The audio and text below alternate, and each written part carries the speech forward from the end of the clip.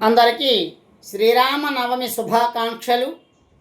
శ్రీరామనవమి పండుగ హిందువులు జరుపుకునే అతి పెద్ద పండుగ.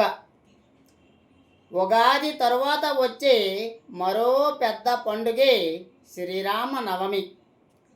చైత్ర శుద్ధ నవమి. కోదండరాముడు సీతారాముల కళ్యాణం జరిగినటువంటి రోజు. అంతేకాకుండా శ్రీరాముడు జన్మదినము కూడా ఈ నవమి రోజే జరిగింది కాబట్టి ఈ శ్రీరామనవమికి అంత ప్రాధాన్యం ఉంది.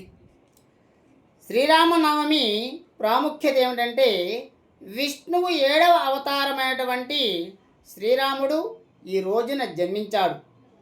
శ్రీరామనవమి జరుపుకోవడం ద్వారా భక్తులు ఆనందం, శాంతి, శ్రేయస్సు, మోక్షాన్ని పొందుతారు.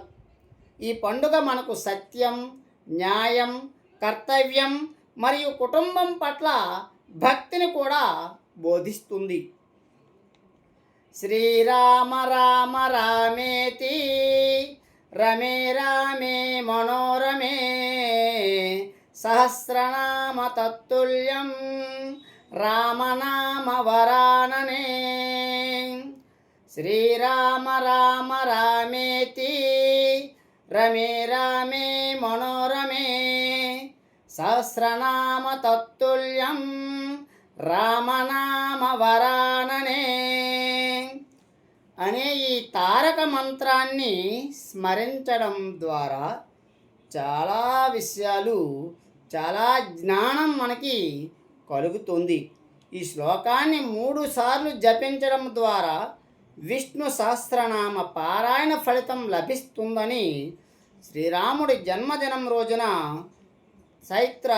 చైత్ర శుద్ధ నవమి రోజున సీతారాముల కళ్యాణం నిర్వహించడం ఆనవాయితీగా వస్తుందని మన పురాణాలు తెలియజేస్తున్నాయి. కాబట్టి మరొక్కసారి అందరికీ శ్రీరామనవమి శుభాకాంక్షలు.